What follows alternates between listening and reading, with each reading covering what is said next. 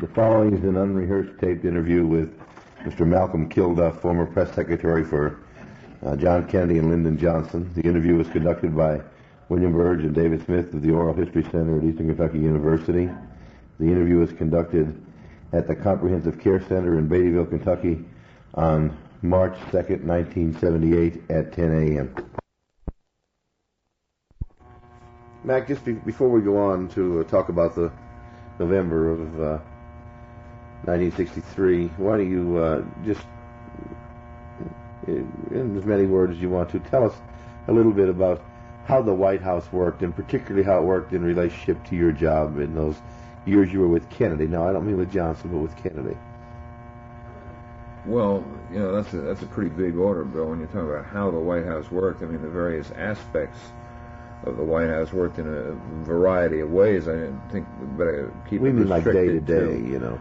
Keep it restricted to my operation, because otherwise we could do another book on how the White House operated. You could get down to how the ushers took off the coats of the people coming to a state dinner.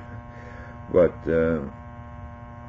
so far as my operation was concerned, and here we're talking about with Kennedy and with Salinger, my day started usually about 8 or 8:30 in the morning by attending a National Security Council working group meeting that was held in the staff room of McGeorge Bundy in the basement of the White House. There we would receive a daily intelligence update on what was going on throughout the world. We would read what was known as the Top Secret Summary. That was a summary which was written by the State Department, the Defense Department, and the CIA overnight. Now, would you see Salinger before you go to that meeting? No, okay. He usually would not be in by the time I was attending this meeting. So I would attend the meeting and sit in on the briefing session usually by members of the liaison with the CIA, the Defense Department, the State Department. And if we were having, say, a particular problem in another area, then we would receive a briefing from that particular official. I attended those meetings as Salinger's representative because Pierre just didn't have the time, I guess, or the inclination, frankly, to attend a meeting that early in the morning. Why you instead of Hatcher? Because it was international, sort of? Well, there again, Andy Hatcher was more concerned with the problems of domestic politics than he was in international affairs, and my background had been in international affairs, so it was more natural that I attend those briefings.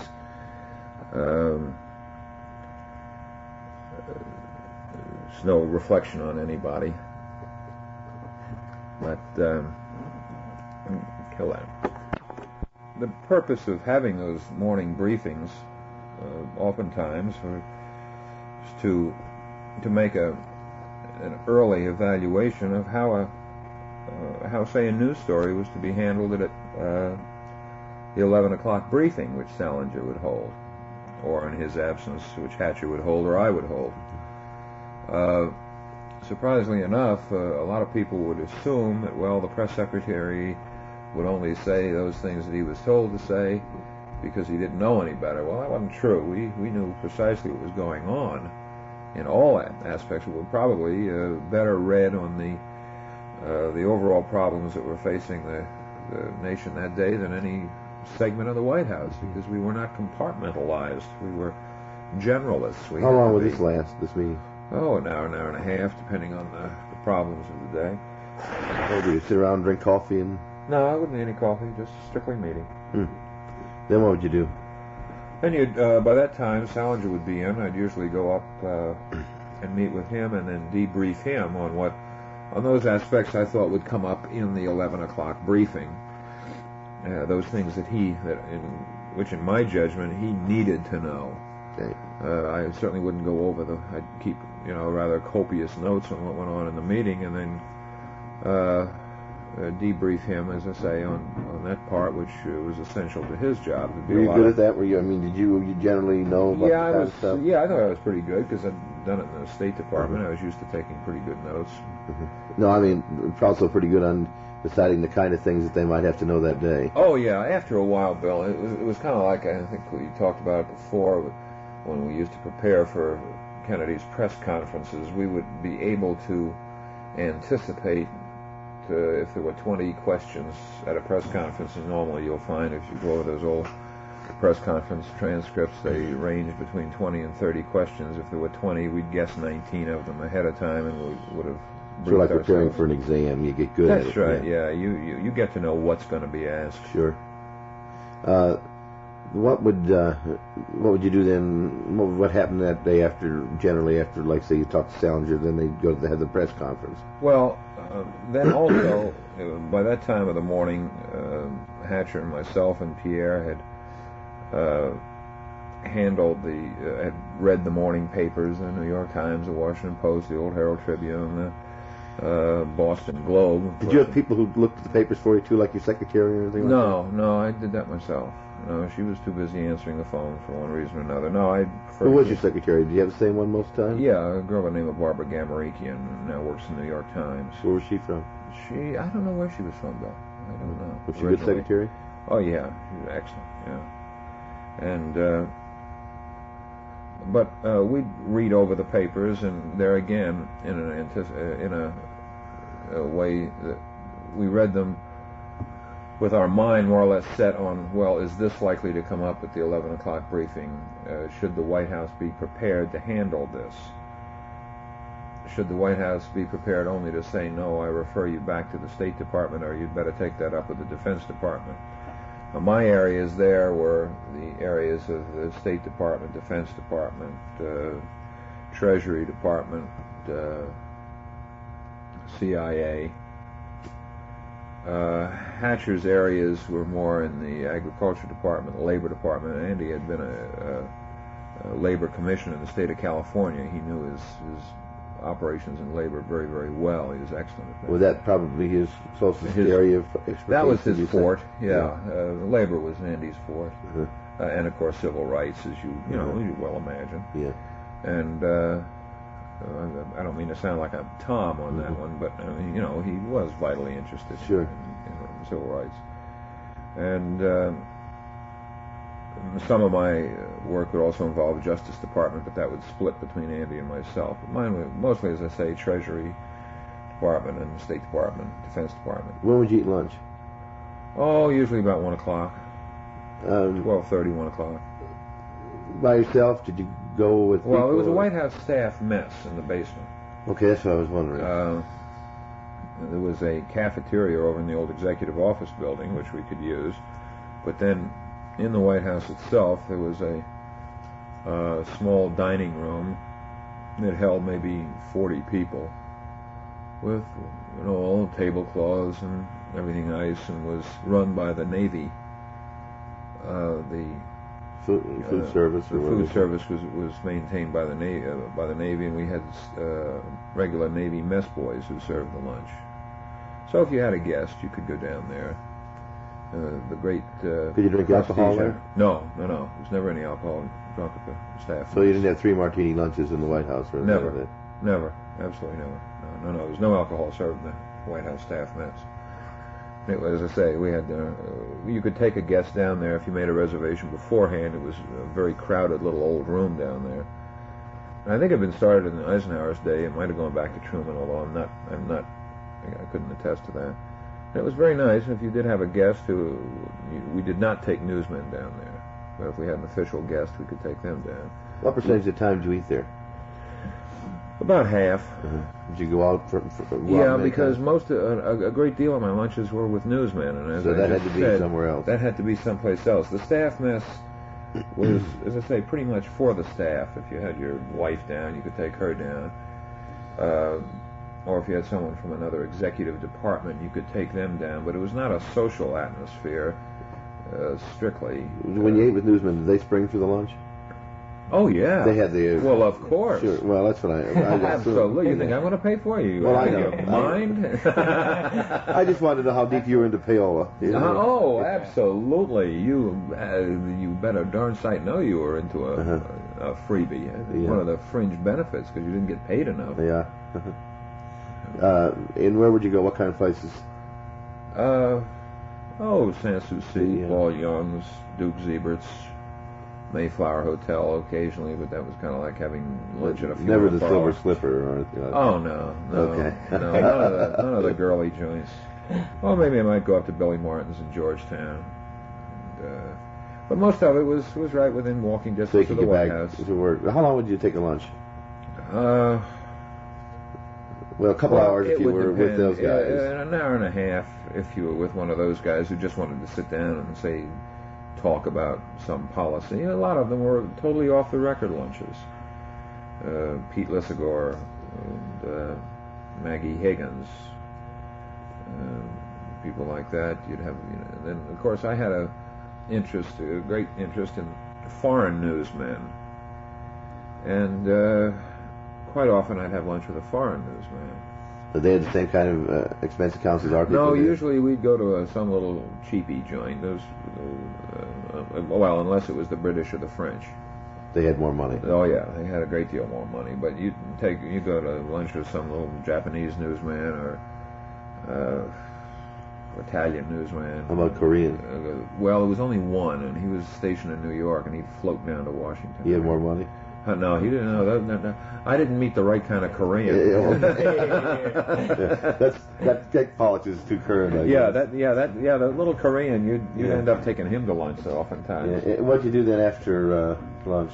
Then you'd prepare for the 4 o'clock briefing in the same manner that you had for well, not quite the same manner, but normally at the 11 o'clock briefing in the morning, there would be 1 or 2 questions invariably that you weren't prepared for because you can't anticipate it 100%. So you'd have to put off the answer or tell the correspondent, I don't know, I'll try to find out and I'll let you know in the afternoon briefing.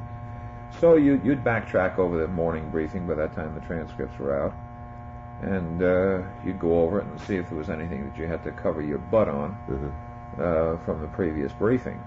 How many people were at those briefings? It would range anywhere between 30 and 100.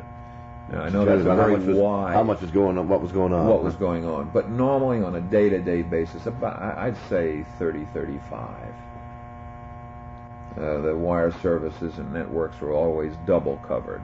So you can figure right there that's 10 people. That's 8, 12, and then your foreign news services 1 each. So right there you're up to about 15. And your Washington Post, your New York Times, your Boston Globe, your Washington Star, your Chicago papers, Dallas, Los Angeles, were all covered. Well, in the course of these day-to-day operations, I don't mean how many times every day because I know that, but how often would Kennedy actually talk to, say, you? Oh, well, you'd always check with him before you held the briefing. It was Salinger's briefing. He would go over what we had gone over and what was on what we referred to as the budget for the day. And he'd take his list in and go over with the president what he anticipated, what he would be asked, and how he planned on answering it, which would give the president an opportunity to correct, change, or interject his own feeling.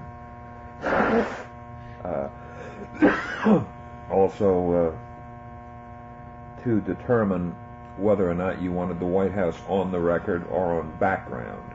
I mean, when the general public reads the paper in the morning, they'll say that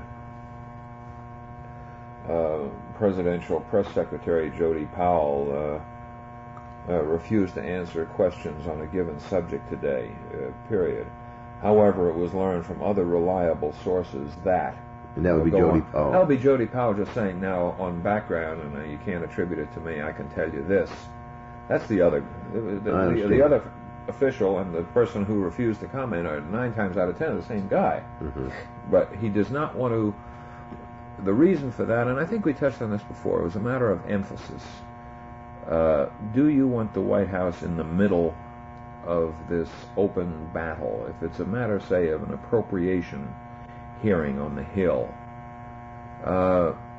do you want to put yourself and put the prestige of the presidency on the line by commenting on some action by an appropriation committee or subcommittee? In so doing, you are taking on that chairman of that congressional committee. You're meeting him head to head. He then is faced with the problem that the White House has taken issue with his action. Or do you want to go on deep background, non-attributable, and not slap him right in the face, is really what you're saying. In other words, you let the world know that you're not too bloody happy with what's been done, but by the same token, you don't want to get into a spitting contest with him. So you get the message across. You get the message. You avoid a confrontation. And also you avoid using the prestige of the president, which is a valuable chip, as they say in Las Vegas. It's a black chip. In usual circumstances, not counting days when there was, real crises, when everybody stayed there all the time, but what time did you get out of there in the evening? Oh, 7 o'clock. Mm-hmm. What would you do after that briefing? Just sort of rehash the briefing then, or? Clean up. There again, similar to the morning briefing, there'd be questions that you were not able to handle. You'd go back and you'd get answers to the questions. A newsman would pose a question that you weren't able to answer, so you go out and you'd find the answer and you'd call him. By that time, he was probably back at his own office or back in the White House press room, and if he had a cubby hole back there, and you find out for him. In other words, you'd try to service the news, the media's need. You said a little while ago that your secretary was quite busy answering the phone and stuff like this. Did you ever feel when you were in the White House that your calls were monitored?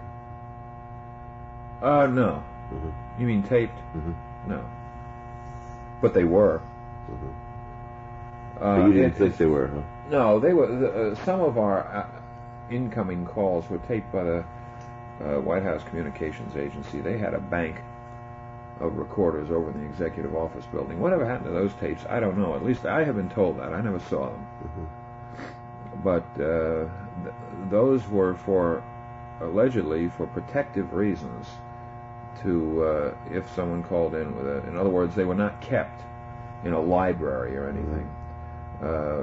It's always been my understanding that those tapes were just reused as you'd reuse this tape we're using right now, and which would the next day. But if there was someone called in with a threat or something like that, it would be used by protective services of the Secret Service to attempt to identify the caller and that sort of thing. They were not kept for obvious political reasons. It was a different function and for a different reason.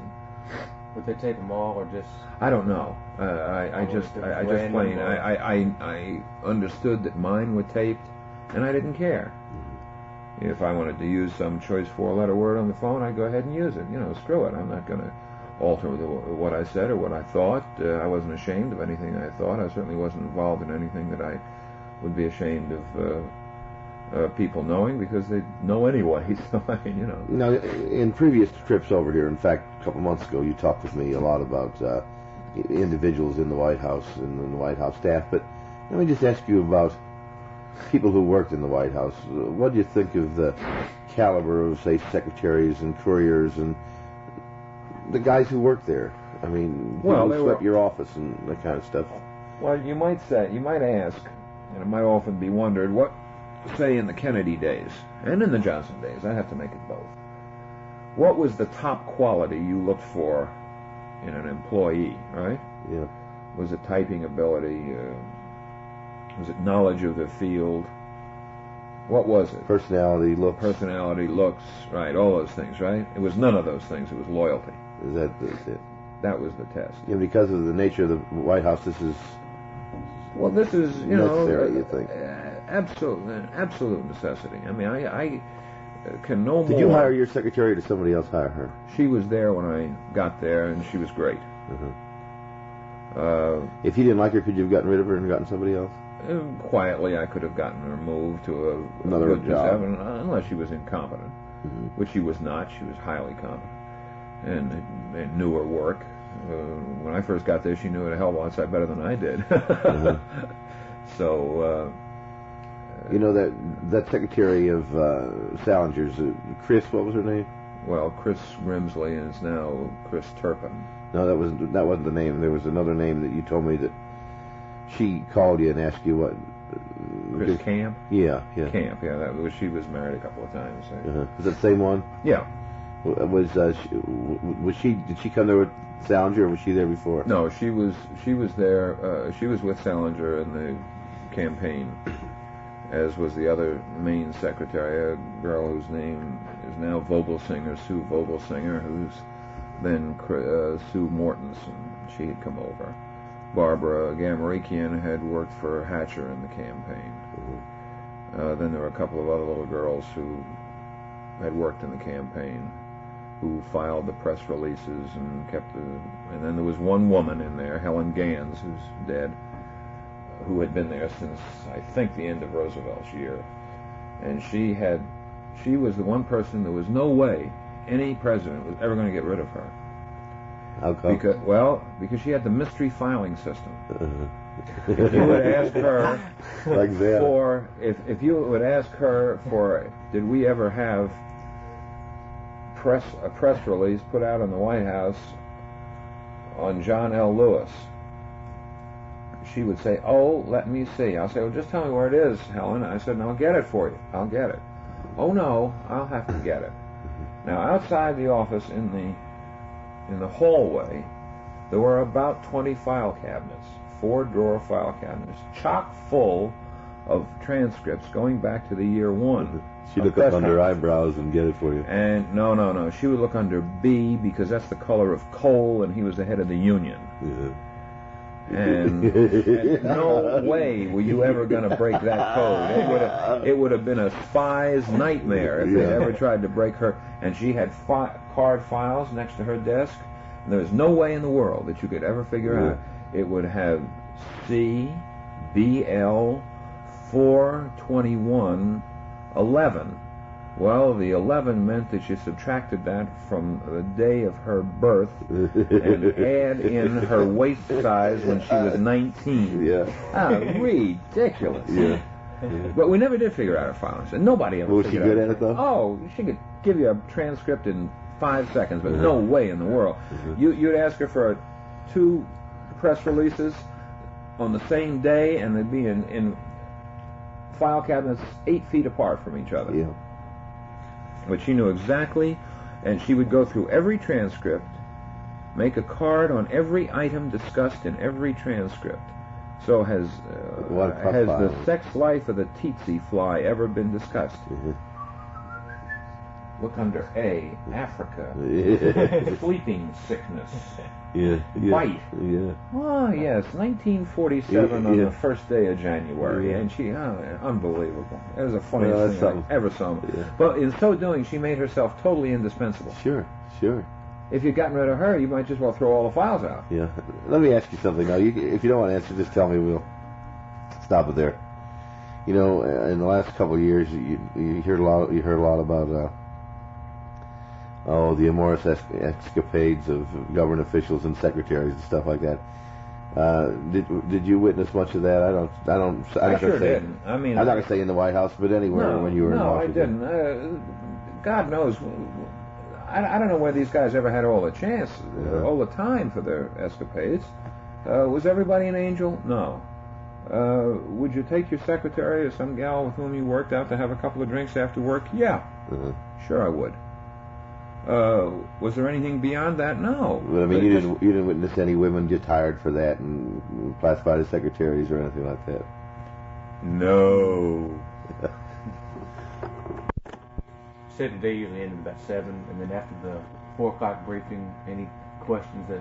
Well, any questions that had not been satisfactorily answered or which we were not prepared for at the 4 o'clock briefing, we then backtrack as we did on the 11 o'clock briefing and try to get the answer that satisfied the needs of the correspondent that asked it. and call him back at his office, because by that time he was up against deadline. He was back either at his own newspaper office or back at the National Press Building at his office there. And you try to do that to any extent possible. Did you ever have time to watch the news? Yeah, we had TV, television in the office. We watched that 6:30 news most of the time.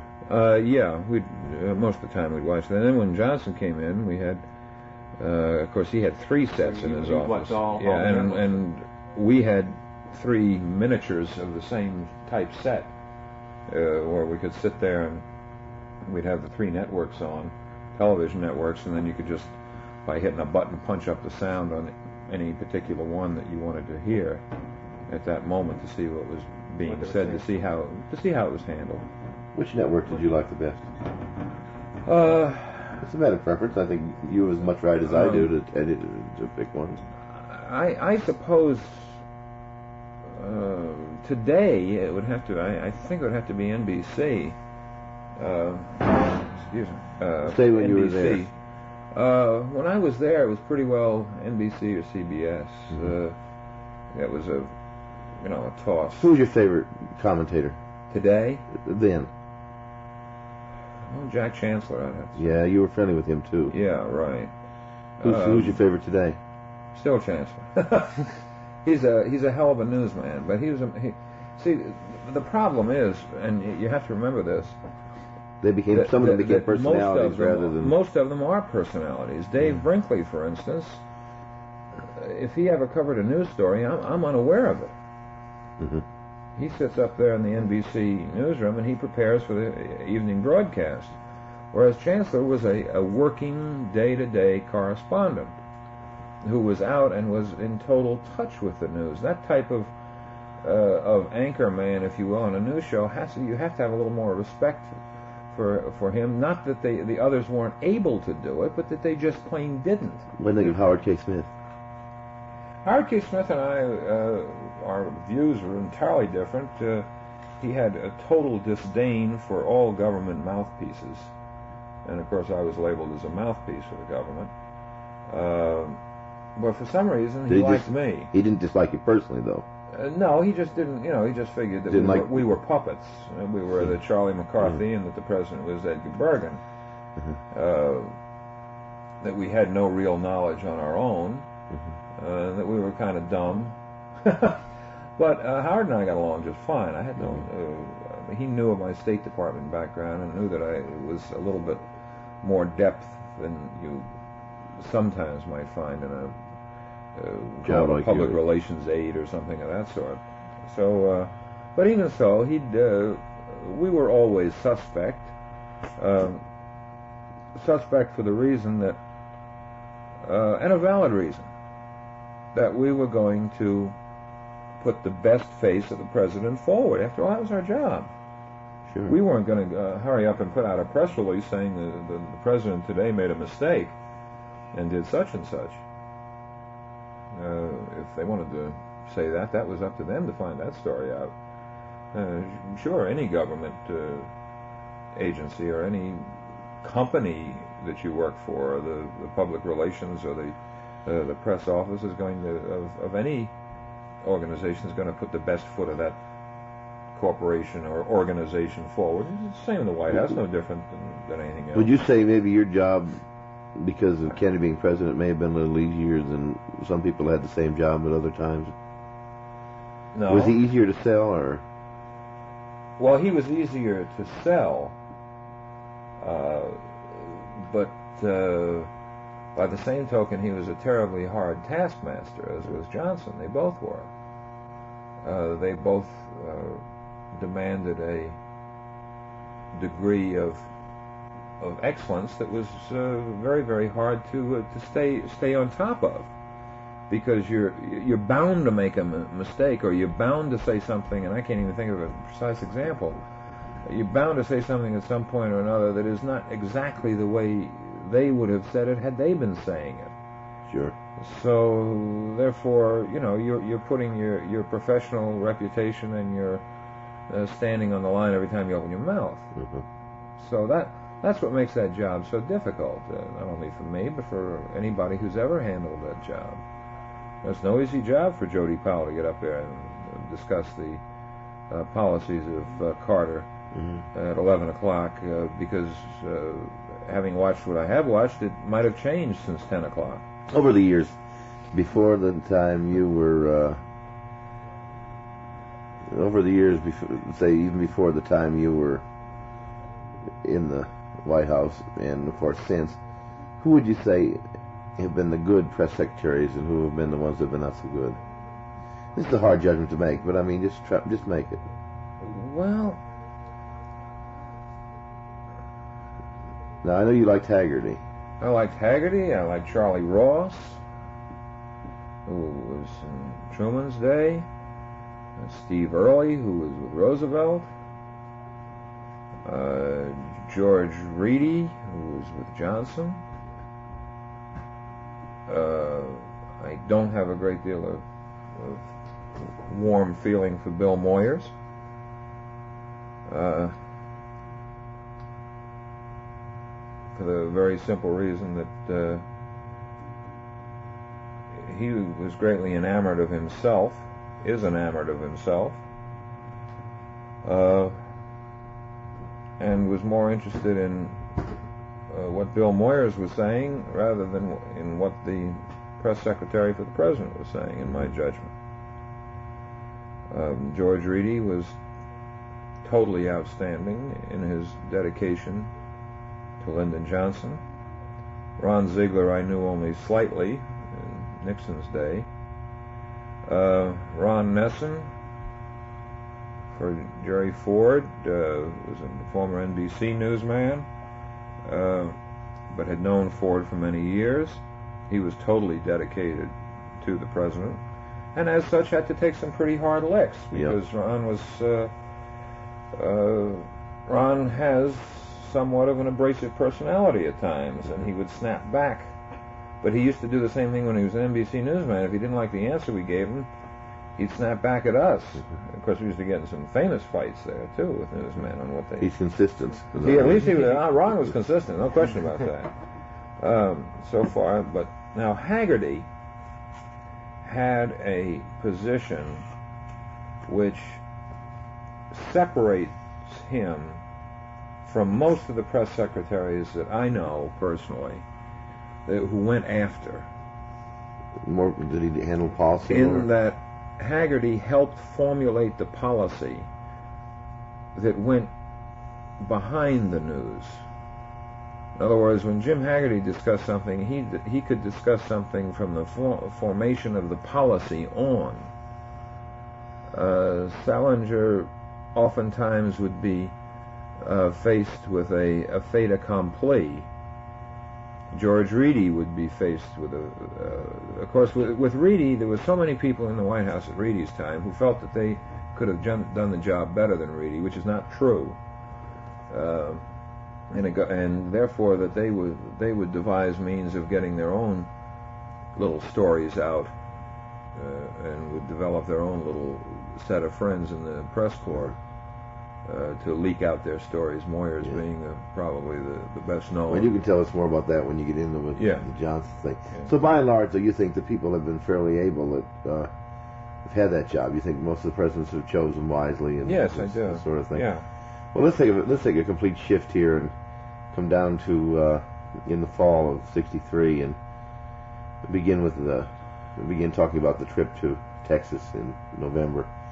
Tell me about what you can recall about the background of the trip, why the trip, who went, and then just go on and tell us as much as you can about the whole trip. It's always been my understanding that the trip to Texas was taken at the urging of Lyndon Johnson and of John Connally, for the reason that 1 year after we would have a presidential election. Now, you've got to remember that in 1960, Kennedy got elected by a very, very slim margin. Texas was considered to be a key state in the forthcoming presidential race of 1964. And the Cuban Missile Crisis had bothered some people in Texas. And what's there the was problem between Yarborough and Conley, too? Well, they just plain didn't like each other, that's all. Ralph Yarborough is a rather peripatetic type who tends to great emotionalism. He was not a Conley man in any sense of the word. But Yarborough did not figure into that. He was the darling of a great number of Texas Democrats, liberal Democrats. So he had to become part of the trip very much. Yeah, and so that trip was designed primarily, even though we hit the Manned Spacecraft Center in Houston and so forth and so on, was nevertheless to firm up the backing, the Democratic backbone, in an attempt to bring the John Connally and the Ralph Yarborough factions of the Democratic Party together so that they would operate as a single force in the 1964 presidential election. And that was the real reason for that trip. Well, how long before you went did you know you were going?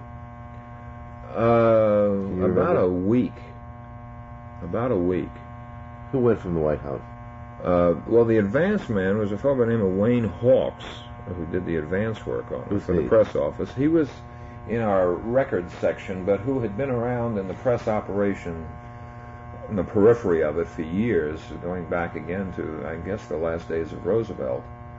Wayne's dead now, and Wayne acted as assistant press secretary back in the Eisenhower years. That was never his official job, but he acted as such at various times. When Haggerty and Ann Wheaton, who was the assistant press secretary at Eisenhower, were not available, Wayne would fill in. So Salinger was preparing for a trip, and Hatcher was away, and therefore I had to stay home on the advance trip. Then when it came to the main trip itself, Salinger... Did Hawks do a good job? In the job that he did an excellent job, yeah. Okay. When it came time to go on the Texas trip itself, Salinger had wanted for some time to go on the economic ministers meeting in Japan with Dean Rusk and with Doug Dillon. He'd never been to Japan. He'd wanted to go to Japan, and he asked the president if he could be the White House spokesman for that delegation going over for these economic talks in the Far East.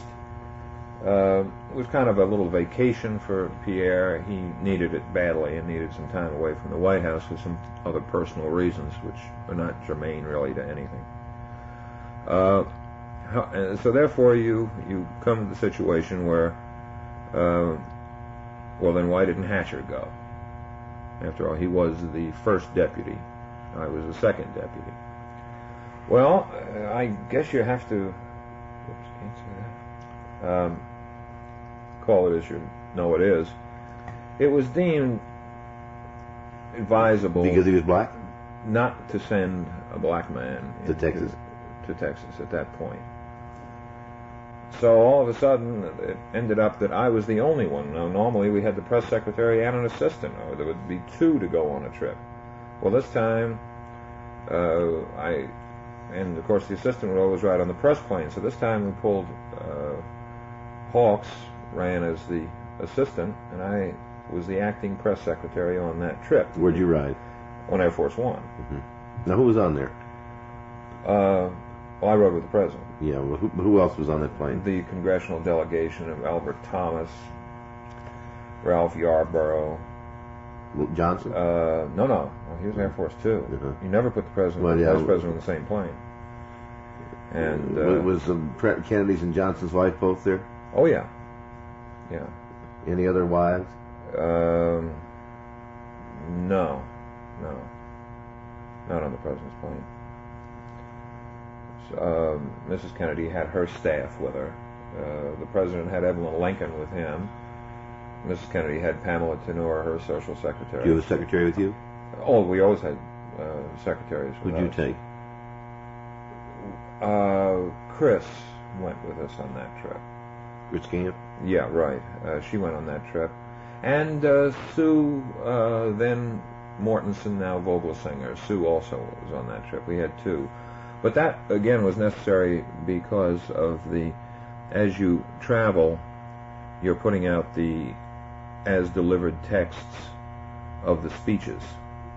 And on the press plane, you always had a mimeograph machine, and typewriters, and power typewriters, where you could cut the stencils and run the speeches off between stops. We'd put those off between stops.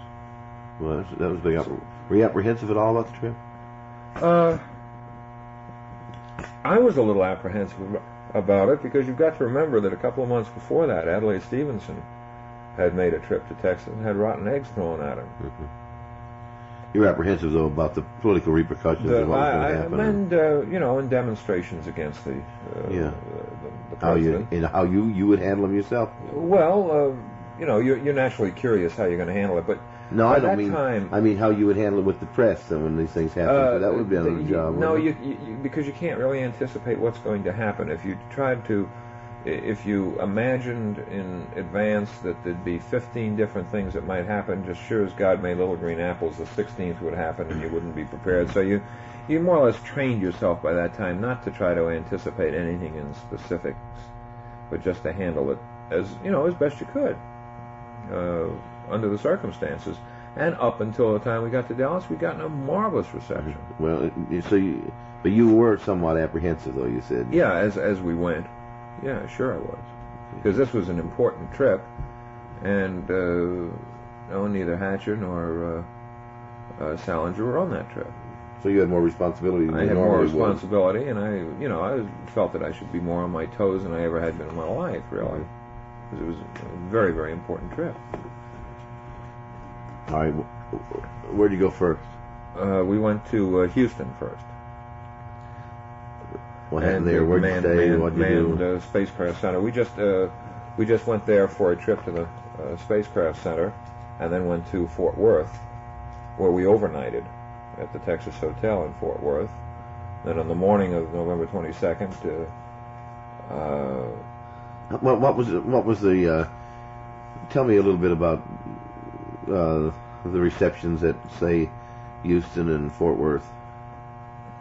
Well, Houston was an official trip to the Manned Spacecraft Center, and that no public crowds or anything. No great public crowds. You always had your big crowd at the airport there to greet the president. There was the normal people along the road in the motorcade route, which had been announced before. And then in Fort Worth, were they big turnouts? Oh yeah, good turnouts. Yeah, they're good turnouts, good signs. How do they act, the crowds? Friendly. We had a very, very friendly trip. There were no. Were your motorcades set up there almost the same way they were in Dallas? Well, they always are. Yeah. Mm-hmm. Yeah. You were in the same automobile in relation. Well, the same. Yeah. I was in what was known as the pool car. It was always the first car after the official part of the motorcade. Now, the official part of the motorcade would be the president's car, the Secret Service follow-up car, and then the vice president's car. And then normally the press car would have been right after the follow-up car, but in this instance you also had the vice president on the trip, so you had one additional car in between. And so you were behind the vice president. So we were behind the vice president. And then do you remember any of the comments of the press people you were riding with about the crowds or anything? Well, if you want to get right up to Dallas, yeah. No, I mean even. Yeah, they were all very favorably. I'm still talking about Houston now, and. Yeah, they were all very favorably impressed with the crowd reaction that Kennedy was getting, and their stories will reflect that. Did he make any speeches on that trip before the one in Fort Worth that morning? He made some remarks at a breakfast that morning in Fort Worth also that he stopped into, and then had spoken in Houston the day before at the Manned Spacecraft Center to give the space program a boost. How was Mrs. Kennedy acting on the trip? Was she she seemed to be enjoying it. You see, she had not been on trips with him other than foreign trips since he campaigned. It was very unusual for her to go on a trip. She had never. That's the first time we'd been on a trip with her. Wonder why she went. Well, it was important to him, and he. This was her first coming out after the death of the baby, which had been that previous summer. And there seemed to be kind of a coming together together sort of thing that had not been as evidenced as it had been in the past. And she seemed to be enjoying herself. She certainly enjoyed herself that morning, on the morning of November 22nd, at the breakfast in Fort Worth. That was when he said some kind of witty things, I remember. Yeah, about the lady who brought me to Texas. Yeah. And that he was there to accompany Jacqueline to Texas. Yeah. And of course, that was a repeat in France. He'd used that in Paris. Same remark he'd used it when he went to Paris, because they were more interested in her than they were in him. How did Johnson and Kennedy seem to be getting along in that early part of the trip? Well, fine. Johnson, was being the vice president as only he could be. Was he acting like a host, though, sort of like Texas and right. You're in my country now. But that's an awfully hard position to place a vice president in anyway. You can, you take a look at the newspapers today and you can see where poor Mondale is. Oh, yeah, sure. Any vice president. Any vice president. It's not an easy job. God, I wouldn't want it. Okay, let's start in the morning then, on the 22nd. Tell me about it. Well, it was the breakfast in the morning in Fort Worth. Where were you during the breakfast? Were you there? Yeah, I was up in the press room. And, having coffee and Danish, and we were putting out the text of the speech. They were filing their final report from Fort Worth, because as soon as he finished the speech, he was to leave the hotel and go out into his car and head for Amon Carter Field. And of course, the newsmen had to wrap up their stories, pack their typewriter, and get out to the bus and be waiting for him in the bus, because when he came out, the motorcade left. I often wondered why they just didn't drive to Dallas. Because they wanted a airport rally. And in Dallas? In Dallas. Love Field? Yeah. Those airport rallies are always very interesting, and furthermore, there's the majesty of arriving on Air Force One. It's a little bit more colorful than trucking clear across. Driving through Arlington. Well, and driving through Arlington, and furthermore, you're speeding away on that drive from Fort Worth to Dallas. There are no crowds to speak of, and furthermore, you dilute your crowd in the downtown area where you want to concentrate them for effect by stretching it out. Because how much management of these crowds did you all do now? I mean, how'd you get them out? How'd you get them out? Well, by saying the president's going to be there, or did you? That's all. The newspapers. It's a valid news story. The president's coming, and the local Democrats and the local Democrats, and they put out flyers and come greet the president and that sort of thing. That's always done. That's been done since God knows when. I'm sure that if you look back, you find out that there were flyers put out for Lincoln, not when he went to the theater, but for anything that he did in a campaigning sort of way. And the parade route and the motorcade route was printed in that morning's paper, and his schedule for the day is printed in that morning's paper, and you tell them what it's going to involve. Okay. So everyone knew where he was going to be and approximately what time he was going to be. So you all went back and got in the plane. Got in the plane and flew to Love Field in Dallas. What time did you arrive there, dear? Of course, this is all public record, but just recollection. It was about 11. About 11. And then he worked the fence. What did you do when he was doing that? You just get ready to get your show on the road? Yeah, you make sure. Well, you go out and make sure your motorcade's lined up. Make sure the press buses are in where they belong. Make sure that the vehicles to you see, you always have to delay them at an airport. When you arrive, you have to delay him, because Air Force One lands. He gets off first, and all the people. And then we have another airplane coming in. We got the press plane coming in. Now, press plane's got a taxi up. Air Force Two. And that day was Air Force Two also had to come in. It had to land. It had to be pulled up. Then the press plane had to land. It had to pull up. You have to then disgorge from press plane, some 100 or so reporters, get their gear out of the belly of the plane into pickup trucks to get it downtown and get those trucks out ahead of the motorcade so they can go and set up. Now, that day was to be at the Trade Mart. He was to speak at the Trade Mart. Well, all that camera gear and the sound men. Who decides who rides in the press car and who rides in the buses? You? Yeah.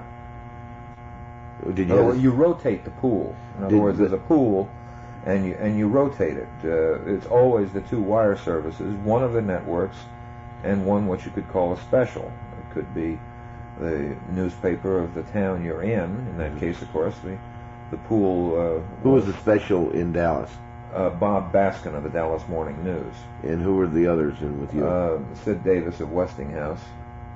Bob Clark of ABC, Merriman Smith of United Press, Jack Bell of Associated Press. Okay. So that was the Dallas pool. Bob Baskin of the Dallas Morning News, when he never fulfilled his pool assignment, he goofed off and went downtown to write the story. So I bet he's been tickled with that the rest of his life, isn't he? Oh, I wouldn't even want to comment on that. What happened to him? So who took his place? No one. We just, we all filled in everybody else.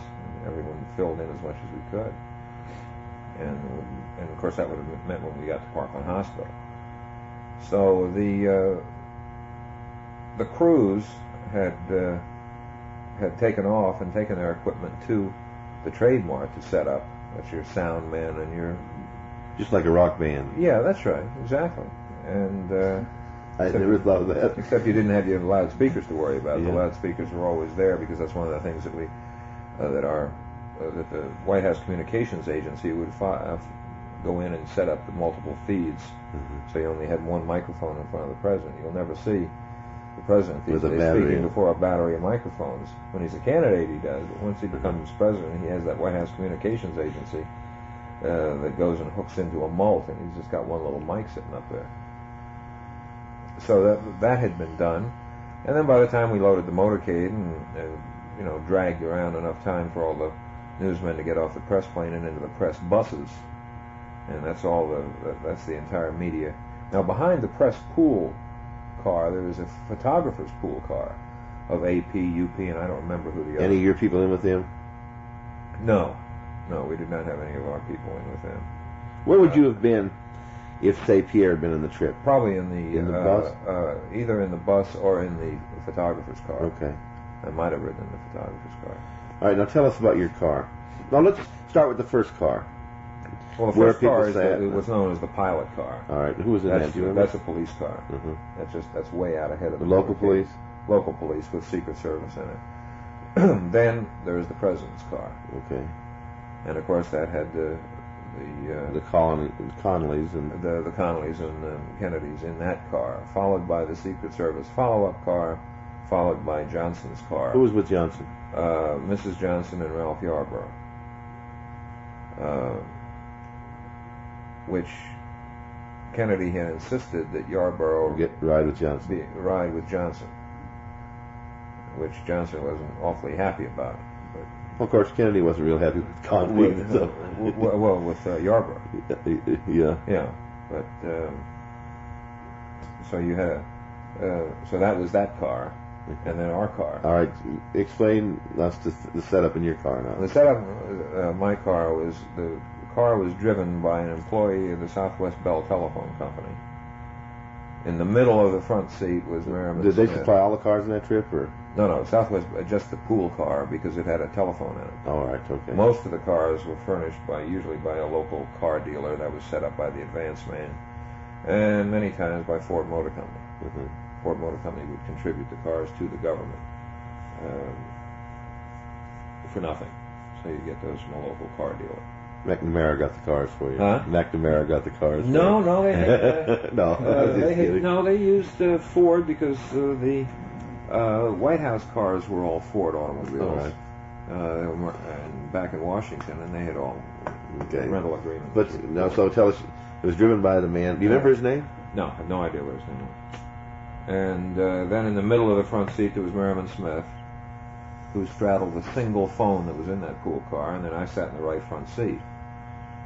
Then in the why'd you sit on the outside, not in the middle? Because you had to get out to do stuff? Well, I'd have to get out and jump out and run ahead for one reason or another. So it just didn't happen that way? No. It was always done that way. Okay. Press secretary always rode in the right front seat of the pool car. And furthermore, it was simpler for the pool reporter who was in the car to use the phone that was on the center hump to use the phone if he was sitting there. All right, who was in the back? Who was right behind the driver?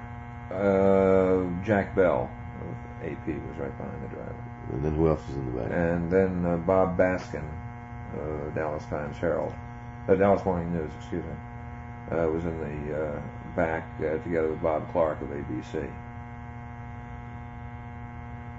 And, it was a normal motorcade route. We got the motorcade loaded up, the buses loaded up, the motorcade strung out, and we took off from Love Field. After we left Love Field, all along the road there, between Love Field and downtown Dallas, it was a smattering of a crowd. But as we got into... What were the occupants of your car talking about? Do you remember? Wondering as to whether or not you'd have any...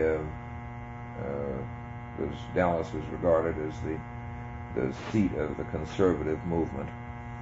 Whether you'd have a lot of pro-Goldwater signs, for instance. You got to remember, Goldwater was very big at that time.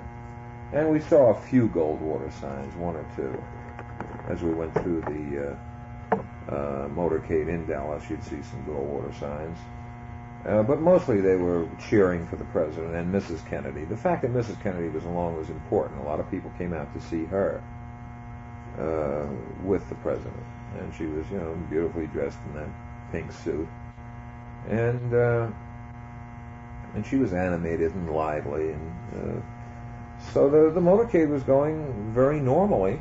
Can you see the president's car from where you are most of the time? Surely. Oh, yeah. What was he doing? Was he waving? Or he was waving. Did he ever stand? No, he did not stand on that trip because until we got downtown Dallas, it was at a pretty good clip. And you got to remember, he had a bad back. Mm-hmm. And he... was he having trouble then on that trip? I don't remember. I don't think he was. Certainly not like it was in Ireland where he fell in the car.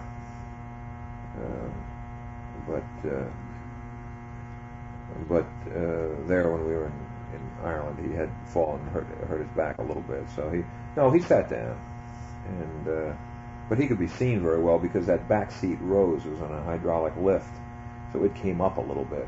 So in other words, it wasn't like sitting down in the car; it was sitting up a little bit higher.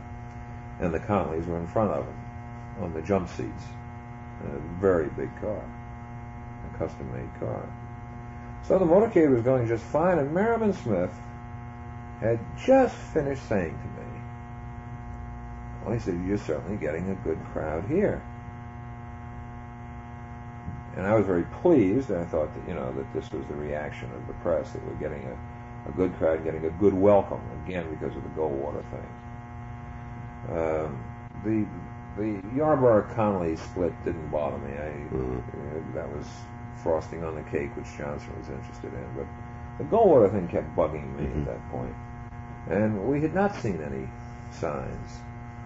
And one of the other of us said that, you certainly can't complain about the welcome you're getting here when the first shot rang out.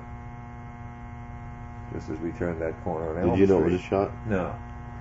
No, my first impression, because of some stands I'd seen along the road coming out from the airport, and I remember mentioning it to Merriman Smith at the time, and selling fireworks down here. And of course they did. They were selling firecrackers. And it's an old Southern custom. It's an old custom in Texas to sell them around Thanksgiving and Christmas. They sell them just like we would up here if they were legal on the 4th of July. So when I heard that first shot, someone in the car said, "What was that?" And I said, "It sounded to me like a firecracker." Now that whole process takes about 6.5, 7 seconds. And it wasn't until the second shot was fired, and I realized something was over to my right and above me. Because you were on the right side of the car. Yeah, made the turn. Yeah, that's right. We made the turn. And I said, "No, by God, it's a gun." Did you look? And I looked. Yeah, I could tell it was coming from up there, but I could not see anything. I never saw anything in that window. I never saw a flash or anything else. at that point, I noticed some people off on my right on that knoll. A man running. People were running. And the one man pushing his child down on the ground and laying on top of him. And then I also noticed the Secret Service agents drawing their weapons and turning around, all looking back towards our car and up. There's and of course, 2 cars in front of you. That's right. And of course, the Zabruta film will show the same thing, of them looking up into the rear. They couldn't, but you couldn't see anything. And my first thought was, then the motorcade just sped up. I mean, it just zapped. Somebody floored it. And I said to the driver of our car, I said, just keep up with the president's car. I don't care, you have to go around. Well, Johnson's car didn't speed up right away. So we sped right around it. Well, you passed Johnson's car. We passed Johnson's car. Whereabouts, do you remember? Right by the overpass. Okay. And we stuck right on the rear of the follow-up car. Did you know the president's car had been shot at then? Yeah, we realized that something had happened. We heard something on the radio. You mean on the car? On the car radio, on our car radio, which was a Bell telephone, had an open line. Yeah. I don't know what it was tuned to. I don't know where they're going so damn fast. That's all we heard. So as we're driving along, I said to the driver, I said, where are we going? He says, well, I guess we're going to the Trade Mart. This is the street of the Trade Mart. Or we're going to Parkland Hospital. So with that, we go tearing by the Trade Mart. And I said, what was that? He said, that's the Trade Mart. We must be going to Parkland Hospital. And that's the first inkling you had? That's the first inkling that anyone had been hit. Now, no one, and you can read stories of various people who said, oh, I knew the moment the gun was fired, it must have been the president who was hit. That's a lot of crap. That's the last thing in the world anybody thought of. Because you'd have thought that he'd been scrunched down. Yeah, or that, maybe one of the agents had been shot, or that Conley had been, anybody. But you just, did you ever see that? Occur to you. Did you ever see that bit of her up? Could you see her like you could in the pictures later? Yeah. Like so when she was sort of back in the trunk? Yeah, right. But what she was doing there, she obviously, Clint Hill, the Secret Service agent, her Secret Service agent, was riding on the running board of the follow-up car, left front, and he jumped off, and I'm sorry, I did see this. He jumped off the running board because the motorcade was going slowly, and started to dead heat run towards the president's car. And she was, some people said she was trying to get out of the car. She wasn't trying to get out of the car. She was reaching for Clint to pull him into the car. That's all. I've discussed this with Clint a half dozen times. And I know full well what she was trying to do. She was looking for help because Roy Kellerman, the Secret Service agent sitting in the right front seat of the car, because of that bar across between the driver's seat and the back of the car, he couldn't get out of the car and into it. And furthermore, the president's car didn't have a running board on it. Only the Secret Service cars had old type running boards on it. Was that Secret Service car? Did you haul that around with you? Yeah, there were 2 of them. They looked exactly alike. They were all 1952. When was it sent down? Like before? Yeah, the C-130s used to. There were 2 of them. They looked exactly alike. Everybody always wondered how in the world they get that car here so fast. Well, they did. The other one. It was the other one, all right. And they would leapfrog the cars from one stop to another on an Air Force C-130 because it had tear gas, shotguns, all manner. So that was a different car than was in Fort Worth that morning. That's right. The car that was on Fort Worth was by that time on its way to Austin, which would have been our next stop. So that was we did that many times. All right. So it was not until we then were headed for Parkland Hospital.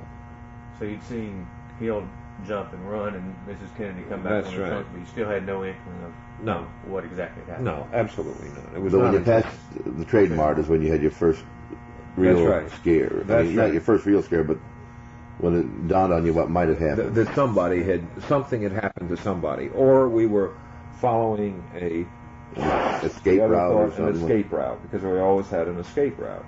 Well, it's obvious something traumatic had happened, so maybe we were going right back to Air Force One. I didn't know, because you could go that. You see, you were making a big loop.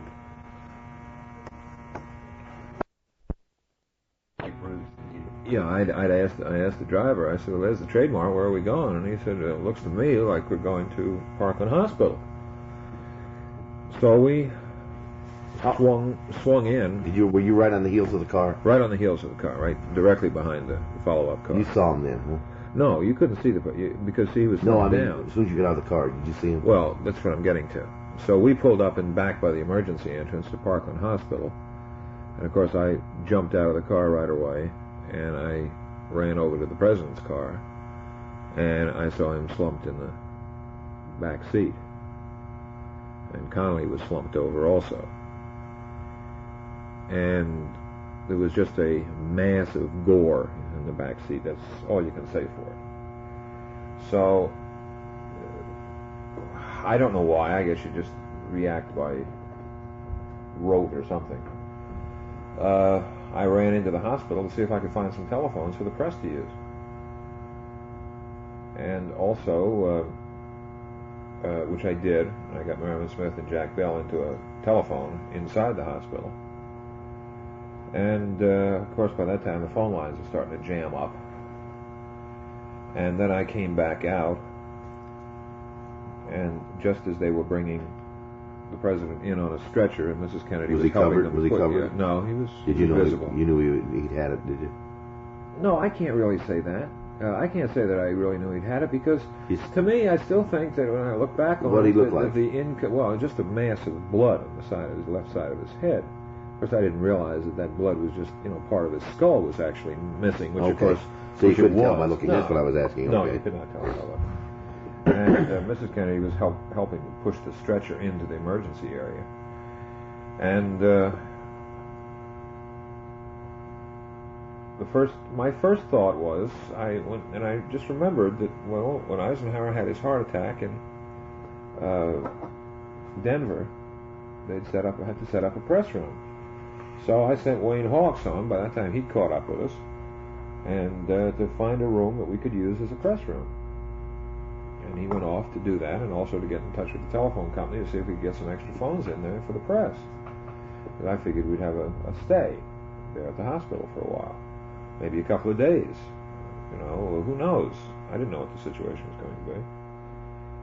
And that was the first thing we did, was to set up a press room. And we found a nurse's instructional room that would have been used as a press room, which is a room I later made the announcement in. So in the meantime, they had spirited Johnson into a private room, and after I'd gone upstairs and I came back down, I went up to Kenny O'Donnell, and I asked him what the situation was, and he told me the president was dead. And I went in to see Johnson, and I asked Kenny. I said, "Well, can I make the announcement?" And he said, "Don't ask me." He says, "You go ask your president," referring to Johnson. So I walked into the room where they'd put him. Where was this, like, from where? Right across the hall and down a bit in the hall. The rooms are no longer there. Who was with him? Just Lady Bird? Lady Bird and Secret Service agent, and I forgot who else was in the room with him at that point. Was it crowded, or do you remember? No, that? just a few people in there. And I walked up to him and I said, "Mr. President," and as soon as I said those words, Lady Bird kind of let out a yelp. They didn't know he was dead then. Because nobody bothered to tell him. And when I called, I didn't know what else to call him. So far as I was concerned, he was the president. So I had told him that I'd have to make the announcement of Kennedy's death. And he was very, very collected. He said, "Well, Mac," he said, "now," he says, "I think," he said, as these things happen, he said, I think we'd better get me out of here." He said, "I'll get back to Air Force One, but I think I ought to be out of here before you make the announcement." So this is on about 1 o'clock by this time. And so we went out, Johnson and I walked out together with Mrs. Johnson back to his car, because his Secret Service agent, Rufus Youngblood, had made the arrangement, said that they were ready to go to take him back to Air Force One. And I walked out of the back of the hospital where all the press corps was by this time, right to his car. Now, very few people ever remember seeing Johnson walk out with me. There are pictures of it. Most people were after me. They didn't even see Johnson. He got in the car and he sped off. And I said, I'll have an announcement in a few minutes. But any announcement I have to make... Did they know? Did they have any... They had yeah, sure, because a couple of interns come out and said, well, he's finished. And, you know, there'd been some bulletins, but nobody had an official announcement. I said, I'll hold a press conference up in the nurses' classroom up on the second floor in a few minutes. Please, everybody get up there. I will not have anything to say out here. In other words, I wasn't going to, you know, just a smattering here and a smattering there, and no one know what I said. So I went back in and I talked to Dr. Perry, Dr. Malcolm Perry, and I said, what can I say was the cause of death? He said, a gunshot wound to the brain. In the meantime, a fellow by the name of Bill Stinson, who was Connolly's press secretary, he was with Connolly to see what his condition was like, because I wanted Bill up there with me, because needless to say, he had to give some report on Connolly's condition too. So I got my notes together and got word that Johnson was back at Love Field. Now, how long was this about after Kennedy was declared dead? I lapsed about a half an hour before I made the official announcement. But that was for purposes of national security. I have been criticized for having, quote, withheld, unquote, the news of Kennedy's death. But that was the way to do it. But it really was the only way to do it. And so after I got everyone up to the classroom, I then made the announcement that the president had died at approximately 1 o'clock, although for all practical purposes had been dead the moment the bullet hit him. And then Bill Stinson gave his report on Connolly. And then we went back to Air Force One. I took the press pool back to Air Force One. And about what time did you get back there? Got back there, I guess it was about 2 o'clock. I'll tell you now. There really are a lot of questions I want to ask you about this, but you've got this problem today. This isn't the best place to stop it, but let's stop it here and then pick it up next time I come over. We'll stop it at the swearing in on Air Force One. Okay. You want to start there? Yeah. Okay. Okay, because that's really our next item. Then I'll have some questions. Going back and getting a hold of the judge for the swearing in, and the fact that Johnson felt he should be sworn in case he had to make any decisions as president on the way back to Washington. Okay.